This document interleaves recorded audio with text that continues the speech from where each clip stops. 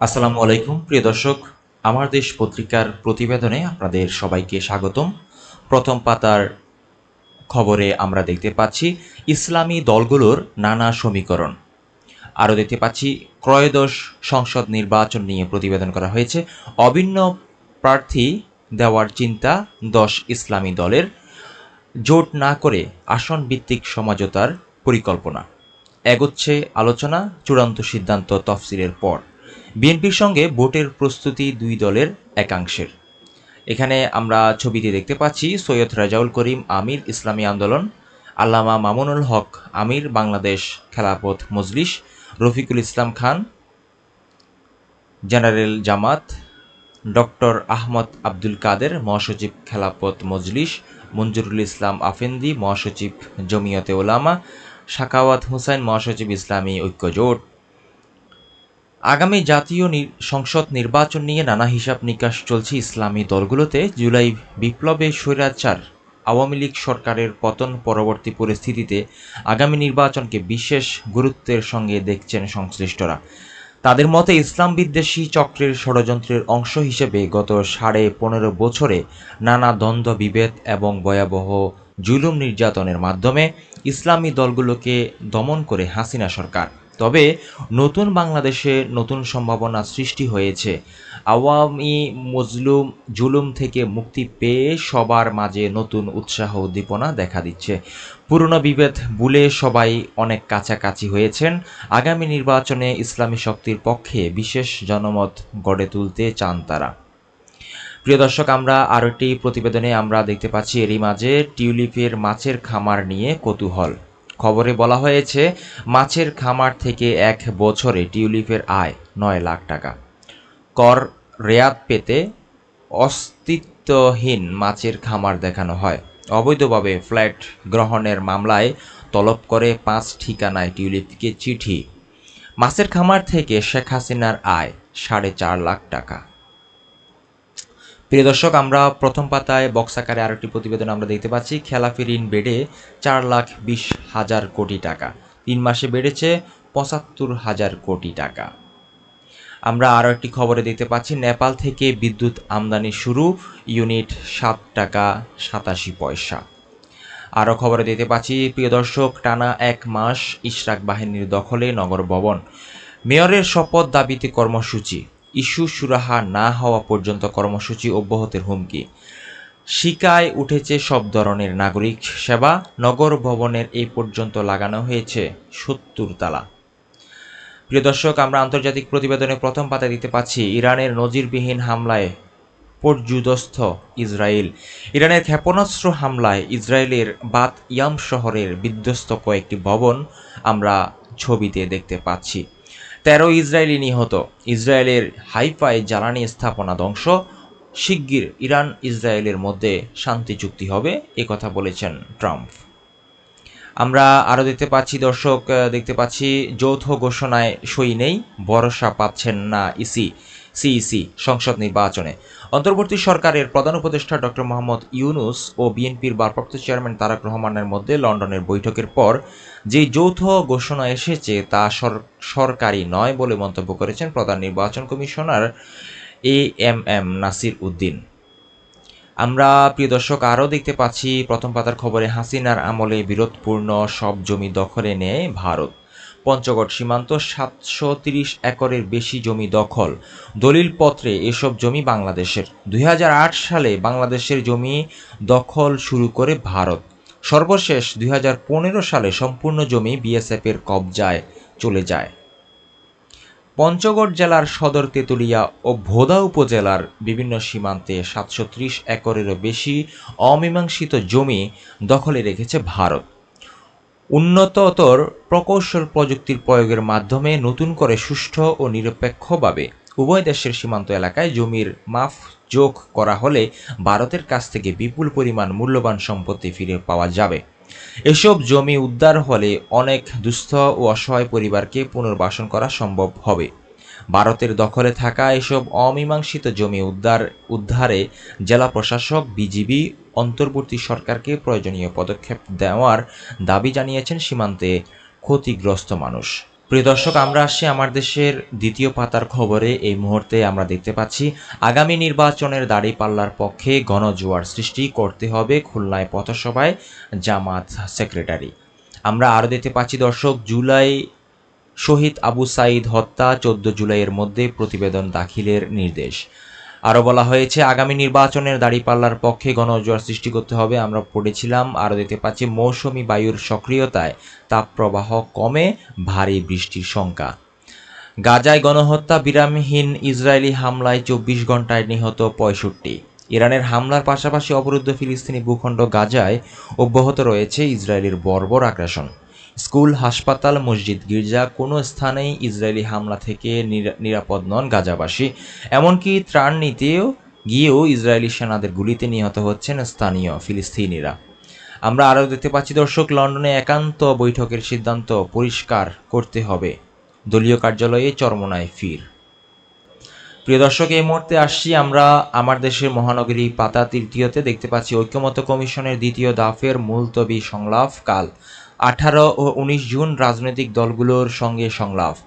রাজনৈতিক দলগুলোর সঙ্গে জাতীয় ঐক্যমত্য কমিশনের দ্বিতীয় দফার মুলতবি সংলাপ শুরু হচ্ছে আগামীকাল মঙ্গলবার।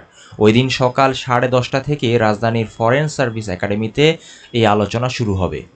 প্রিয় দর্শক, বক্স আকারে প্রকাশিত তৃতীয় পাতার খবরে আমরা আরও দেখতে পাচ্ছি কেরানীগঞ্জ ও দক্ষিণ খানে উচ্ছেদ অভিযান রাজুকের। ঢাকার কেরানীগঞ্জে ভাংনা ও দক্ষিণ খানের কাউলা মাদ্রাসা রোড এলাকায় পৃথক মোবাইল কোর্টের মাধ্যমে উচ্ছেদ অভিযান চালিয়েছে রাজধানী উন্নয়ন কর্তৃপক্ষ রাজু। আমরা আরও দেখতে পাচ্ছি শিক্ষকদের উপর পুলিশের টিয়ার সেল, আহত 20, সচিবালয় অভিমুখে যাত্রা। আরও দেখতে পাচ্ছি মানবিক আচরণ করছে বলে পুলিশকে সবাই দুর্বল ভাবছে সাংবাদিকদের, স্বরাষ্ট্র উপদেষ্টা। আমরা আরও দেখতে পাচ্ছি দর্শক, ঢাকা দক্ষিণ সিটি কর্পোরেশনের মেয়রের দায়িত্ব বুঝিয়ে দেওয়ার দাবিতে রোববার নগর ভবনে অবস্থান কর্মসূচি পালন করেন বিএনপি নেতা ইশরাক হোসেন। আমরা আরও দেখতে পাচ্ছি জাতীয় পতাকা পরিবর্তনের দাবি ভিত্তিহীন, ফেসবুকে প্রেস উইং। আরও বলা হয়েছে রাজধানীতে বাবার ছুরিকাঘাতে ছেলের মৃত্যু, নারীর লাশ উদ্ধার, ছিনতাইকারীর ছুরিকাঘাতে যুবক আহত। দেখতে পাচ্ছি আরও বিএনপি নেতাদের সঙ্গে বৈঠক চীনা রাষ্ট্রদূতের। প্রিয় দর্শক, এই মুহূর্তে আমরা আসছি আন্তর্জাতিক প্রতিবেদনে আমার দেশ পত্রিকায়। আরও দেখতে পাচ্ছি আমরা ভারতের হেলিকপ্টার বিধ্বস্তে নিহত 7। ভারতের উত্তরাখণ্ডের কেদারনাথ অঞ্চলে তীর্থযাত্রীবাহী হেলিকপ্টার বিধ্বস্ত হয়ে অন্তত 7 জন নিহত হয়েছেন।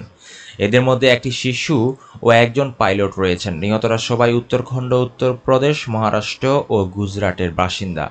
আমরা আরও দেখতে পাচ্ছি হরমুজ প্রণালীতে দৃষ্টি সারা বিশ্বের। ইরানের ইসরায়েলি হামলা, প্রণালী বন্ধের চিন্তা ইরানি কর্তৃপক্ষের। তেলের দাম বাড়ার শঙ্কা।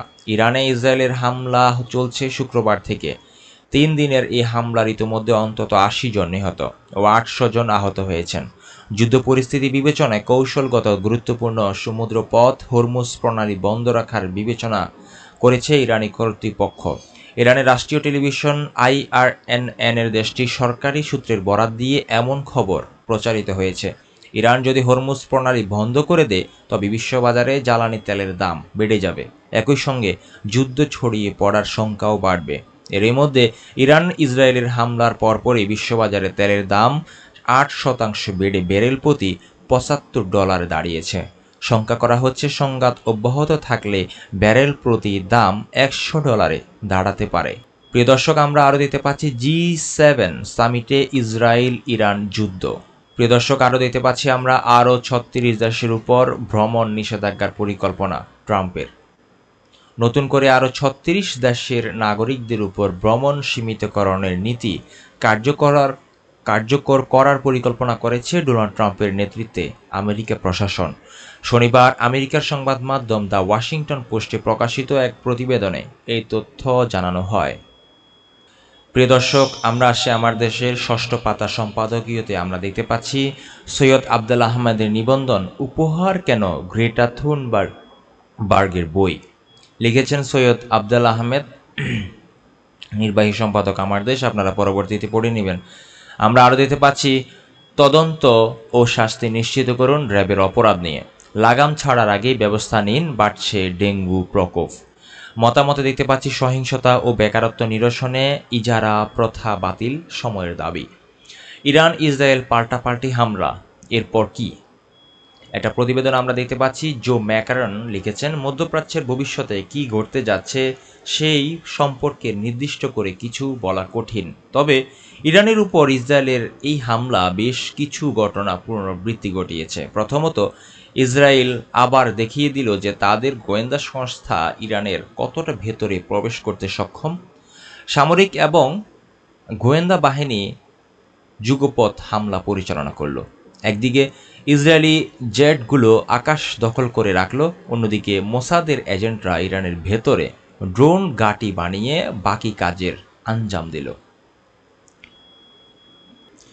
প্রিয় দর্শক, এই মুহূর্তে আমরা আসছি আমার দেশের অভিমত সপ্তম পাতা দেখতে পাচ্ছি, নিরাপত্তাহীনতার আরেক নাম কিশোর গ্যাং, লিখেছেন মোহাম্মদ ইব্রাহিম খলিলুল্লাহ। আমরা আরও দেখতে পাচ্ছি, দর্শক, শুধু শহর নয়, উন্নয়ন হোক সবার জন্য। আর নয় প্লাস্টিক, ফিরতে হবে পাটজাত পণ্যে। পাঠ্য বইয়ের চাই স্বাধীনতার সঠিক ইতিহাস। পাবলিক বিশ্ববিদ্যালয়ে শিক্ষক নিয়োগে পরিবর্তন সময়ের দাবি। প্রিয় দর্শক, অর্থ বাণিজ্যের পাতায় আমরা দেখতে পাচ্ছি, নির্বাচনের আগেই 5 ব্যাংক এক হবে, চাকরি হারাবেন না কর্মীরা। সংবাদ সম্মেলনে গভর্নর। যুক্তরাজ্যের সম্পদ জব্দ প্রমাণ করে অর্থ পাচার দাবি ঠিক, পাচারের টাকা উদ্ধারে সরকার চাইলে আইনজীবী নিয়োগ। আমরা আরও দেখতে পাচ্ছি, দর্শক, জুনের মধ্যে চূড়ান্ত হচ্ছে টাস্ক ফোর্সের প্রস্তাব, পুঁজিবাজার সংস্কার। আরও দেখতে পাচ্ছি, ঈদের ছুটির পর চালু হয়েছে 92% গার্মেন্টস কারখানা। আমরা দেখতে পাচ্ছি আরও, দর্শক, মে মাসে ব্যবসা পরিবেশের উন্নতি। বিনোদনের খবরে আমরা দেখতে পাচ্ছি, জীবনের দর্শন বদলে দিচ্ছে ক্ষতিপূরণ। মুক্তি পেল অপূর্ব তটেনির ফিরে আসা। আমেরিকায় প্রীতমের 25 কনসার্ট। যুক্তরাষ্ট্র, কানাডা ও যুক্তরাজ্যে বাংলাদেশে উৎসব। প্রিয় দর্শক, এরই মাঝে আমরা আসছি আমার দেশের একদম শেষের পাতায়। আমরা দেখতে পাচ্ছি, উন্নয়নের নামে 1000 কোটি টাকা লোপাট। আমরা দেখতে পাচ্ছি, পায়রা সমুদ্র বন্দর 3 প্রকল্পে ব্যয়ের পরও উন্নয়নে প্রশ্নবিদ্ধ। ড্রেজিং প্রকল্পে নানা অনিয়ম। প্রিয় দর্শক, আমরা আরও দেখতে পাচ্ছি, পৃথক সচিবালয় প্রতিষ্ঠার ঘোষণা দিতে পারেন ডক্টর ইউনূস। ঢাকায় বিচার বিভাগীয় সম্মেলন 22 জুন। সংবাদপত্রের কালো দিবস আজ। আরও দেখতে পাচ্ছি, ইরানে ইসরায়েলের আগ্রাসনে সংকটে পড়বে বাংলাদেশও। হরমুজ প্রণালী বন্ধ হলে জ্বালানি আমদানিতে জটিলতা বাড়বে। জ্বালানি সংকটের প্রভাব পড়বে পুরো অর্থনীতিতে। তেলের দাম ব্যারেল প্রতি 100 থেকে $150 উঠতে পারে। বাড়বে ভোক্তা মূল্যস্ফীতি ও জীবনযাত্রার ব্যয়। দখলদার ইসরায়েলের নতুন করে ইরানে চালানো আগ্রাসন বাংলাদেশকেও সংকটের মধ্যে ফেলবে।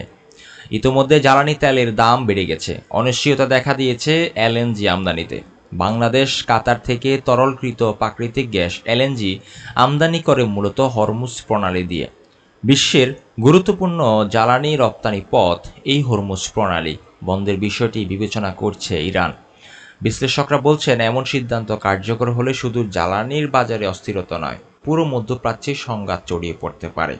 আর এতে বাংলাদেশ সহ জ্বালানি আমদানি নির্ভর সব দেশেই বড় সংকটের মধ্যে পড়তে পারে। বিশ্বের জ্বালানি নিরাপত্তার জন্য অন্যতম গুরুত্বপূর্ণ পথ হরমুজ প্রণালী।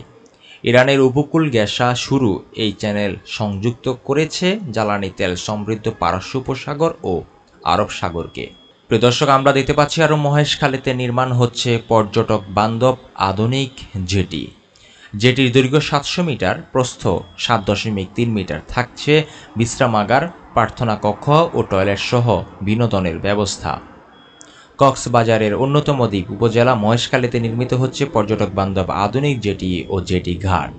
2 লেনের এই জেটির নির্মাণ কাজ ইতিমধ্যেই 60% শেষ হয়েছে। এটি নির্মিত হলে দ্বীপের 4.5 লাখ মানুষের পাশাপাশি এখানে আসা পর্যটকদের যাতায়াত নিরাপদ ও সহজ হবে। প্রিয় দর্শক, আরও দেখতে পাচ্ছি আমরা জুলাই বিপ্লব নিয়ে প্রতিবেদন। মিরপুরে পুলিশের ছোড়া গুলিতে শহীদ হন। গুলি চোখ বেদ করে মাথার পেছন দিয়ে বেরিয়ে যায়। পড়তেন সরকারি বাংলা কলেজে। সাগরের জন্য এখনও ঢুকরে কাঁদেন বাবা মা। শহীদ স্বাগত আহমেদের ছবি আমরা দেখতে পাচ্ছি। দর্শক, এই ছিল আজকের মতো প্রতিবেদন। দেখা হবে পরবর্তী ভিডিওতে। আজকের মতো আল্লাহ হাফেজ।